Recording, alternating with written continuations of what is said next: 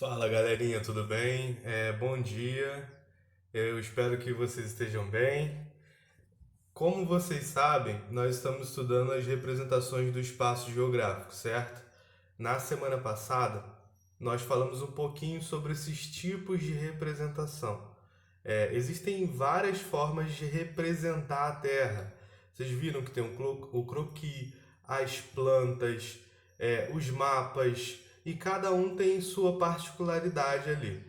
Eu quero mostrar para vocês hoje como os sistemas de representação da Terra já estão mais modernos. Eu não sei se vocês conhecem, mas possivelmente vocês já usaram o Google Maps, né? O aplicativo de mapas do Google e o Google Earth. Eu estou usando hoje o Google Earth. Ele usa imagens de satélites para representar os espaços da Terra. Então, o que são imagens de satélites? Imagens de satélites são como fotografias tiradas do espaço. Nós enviamos satélites para o espaço, direcionamos esses satélites e eles, com certa frequência, tiram foto do espaço que depois são trabalhadas e desenvolvidas aí para serem transformadas em algum modelo gráfico da Terra. No caso aqui, como vocês podem perceber na imagem, nós temos a Terra redonda, né? Ou seja, nós temos um globo terrestre digital, que é a forma de representação da Terra com o menor grau de distorção. Eu não sei se vocês já tentaram desenhar qualquer coisa real e vocês devem ter percebido que ao desenhar, ao representar, nós distorcemos essas realidades, por melhor que seja o desenhista. Primeiro, existe um processo de como é que eu posso explicar? De redução que você não consegue, você não vai colocar uma casa no papel do tamanho da casa, do tamanho real dessa casa. Você tem um processo de redução na hora de colocar uma representação dessa casa no papel. Isso acontece na elaboração de todos os tipos de representação do espaço geográfico, até porque você não tem um papel do tamanho do bairro, do tamanho da sua rua para conseguir desenhar a sua rua. Nem faria sentido ser desenhar do tamanho que ela é. Então vamos lá. Primeiro de tudo, eu queria que vocês percebessem que essa é mais uma forma de representação do espaço geográfico. Eu falei semana passada, nós falamos de outras formas e agora a gente vai trabalhar com essa aqui. Como vocês devem perceber, eu consigo me aproximar. Ó, aqui eu tenho a América do Sul, certo? Eu, ao me aproximar, consigo ter uma visão melhor do espaço. Ó, aqui está o Rio de Janeiro. O Google ele nos permite fazer essa aproximação e ter um pouco mais de detalhes. Eu não sei se vocês repararam isso, ó. Conforme eu vou me aproximando, eu vou ganhando em detalhes, né, na minha representação. No caso de um mapa, eu tenho que escolher, já que ele não tem esse mecanismo digital. Eu preciso, olha, se eu quero desenhar Papucaia, eu preciso escolher o tamanho da representação que me possibilite apresentar as características de Papucaia. Como vocês podem perceber aqui na tela, eu tenho Papucaia. Eu não sei se vocês conseguem identificar os bairros, né?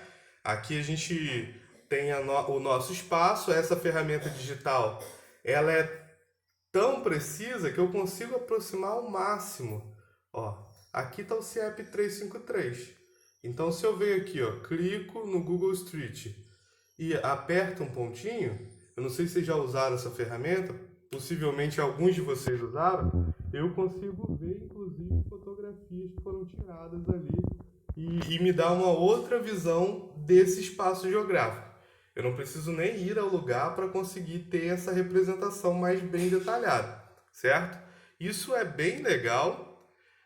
Se vocês repararem, a gente consegue fazer isso em qualquer lugar nesse aplicativo, mas o que eu quero mostrar para vocês é como as tecnologias de representação do espaço terrestre já estão bem desenvolvidas. Ó, possivelmente quando vocês vão, né, quando está tendo aula normal e vão ao CIEP, vocês passam aqui por essa rua lateral e vão aqui para trás, para quem mora perto do Veralba. Mais próximo nós temos o Veralba. Nós conseguimos um grau de detalhamento bem legal. Eu não sei se vocês repararam numa coisa importante para a geografia, que é o seguinte: quanto maior for o detalhe do mapa, quanto mais coisas eu consigo perceber esse espaço, menor é a área representada. Perceberam? Olha, essa área aqui eu só consigo pegar alguns quarteirões da ribeira. Esse mapa, ele é um mapa de escala grande que a gente fala, porque ele tem um espaço menor de representação, tem um grau de detalhamento maior. Um mapa de escala pequena, eu vou dar um exemplo para vocês, ó. Um mapa de escala pequena, ele tem um grande espaço sendo representado, todo o espaço do Rio de Janeiro, mas ele apresenta um grau de detalhe menor. Eu quase não consigo ver o Comperj, eu vejo ali alguma coisa da urbanização aqui da cidade do Rio, mas ele tem um grau de detalhamento menor. Então, escala é a proporção desse meu mapa. Um mapa de escala pequena, ó, um mapa, por exemplo, da América do Sul, ele mostra uma área gigantesca, mas com poucos detalhes. Agora, um mapa de escala grande é um mapa que vai representar, né? Mostrar, representar um espaço menor, no caso de Papucaia, mas com um certo grau de detalhamento. É importante porque a gente precisa decidir o que a gente vai representar. Eu estou mostrando isso aqui para vocês porque eu vou falar de um desafio para vocês no final da aula. Então, como vocês podem perceber, essas imagens de satélites, elas mudam completamente a forma de representação da Terra. Fica muito interessante a gente usá-las assim no nosso dia a dia, né? Os GPS, por exemplo, utilizam esses mapas, essa base de mapas do Google para a representação da Terra. A gente consegue ter uma noção, inclusive, da organização das cidades, né? Como vocês podem perceber. A gente pode ir passando aqui, ó. Nós temos, vou pegar um exemplo para vocês. Nós temos a Praça de Papucaia, vista de cima. Dá para ter uma ideia ali dos quiosques, é bem legal, ó. Você consegue ver. Então, dependendo do que você quer representar, você precisa fazer um trabalho de proporcionalidade. Olha, se eu quero representar só a praça, eu posso representar os elementos de uma forma maior e com mais detalhes no meu papel, por exemplo, certo? Agora, se eu quero representar toda a Papucaia, o grau de detalhes do meu mapa tem que ser menor. Eu quero que vocês entendam esse exercício de proporção, porque o desafio envolve vocês usarem esse mecanismo de proporção, certo? Se vocês vão fazer, por exemplo, vou dar um exemplo. Eu moro aqui no Sebastião Mendes. Ó, vou botar aqui para vocês. Eu moro aqui. Se eu quiser representar só o meu bairro, legal, eu posso fazer um grau de detalhamento bacana, né? Maior ali, como vocês podem perceber. Mas, se eu quiser, por exemplo, falar do meu trajeto de casa até a escola, eu só vou conseguir colocar o máximo de elementos possível reduzindo os elementos, reduzindo as ruas, reduzindo as casas, para que a escola, não sei se vocês estão conseguindo reparar, ó, a escola aqui esteja visível dentro de um mesmo quadro, né? Dentro de um mesmo papel. Eu consigo colocar o bairro de Papucaia, eu tenho que eliminar algumas áreas, mas eu consigo colocar boa parte desse bairro em uma única folha, mas com um grau de detalhe menor. Então, quando a gente vai fazer, por exemplo, um croquis, que é um esboço, né? Vocês viram semana passada. É importante ter essa noção de proporcionalidade. Olha, se eu quero representar um espaço maior, eu tenho que colocar menos detalhes, certo? Não precisa ser um mapa perfeito, né? Uma imagem de satélite. Isso a gente já tem no aplicativo. É legal vocês tentarem desenvolver um mapa com coisas que, de repente, quem não mora aqui não vai conseguir. Por exemplo, o Google ele é magnífico, ele mostra aqui vários detalhes, mas vocês com certeza sabem os lugares em que a maioria dos alunos param, na praça, convivem, né? Quais são os elementos desse trajeto da casa de vocês até a escola que chama a atenção de vocês? Certamente não vai ser igual para todo mundo. Para uns vai ser o açaí, que gosta mais, para outros vai ser a loja de roupa, porque adora a loja de roupa, para outros vai ser o posto de saúde, e assim por diante. Dependendo da forma como nós observamos o espaço e vivemos nele, o nosso mapa também vai ser diferente.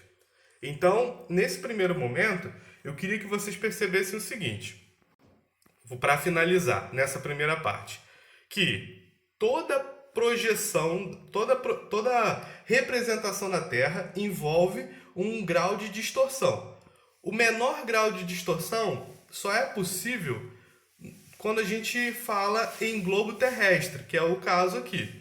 Ainda mais um globo terrestre digital. Então o grau de distorção fica menor. Agora, se eu quiser colocar um desenho que é de uma esfera, no caso, todo o espaço terrestre, num plano, num papel, eu tenho um grau de distorção maior. Isso é normal. Então não fiquem preocupados com uma precisão absurda ali na hora de representar.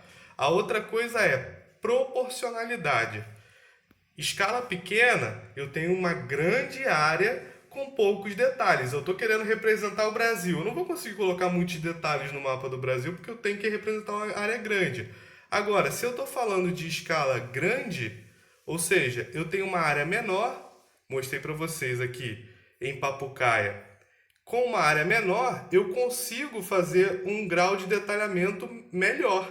Então, um mapa de escala grande, ele vai ter uma área menor, o mapa de Papucaia, por exemplo, mas com um grau de detalhe maior, tá bom? Essa é a primeira parte. Eu vou tentar fazer um outro vídeo aqui rapidinho para mostrar para vocês aí outros lugares. A gente viu Papucaia, mas é legal vocês terem também noção aí de outras possibilidades do Google Earth, que é bem legal para a gente aprender sobre o espaço geográfico de outros lugares, tá bom?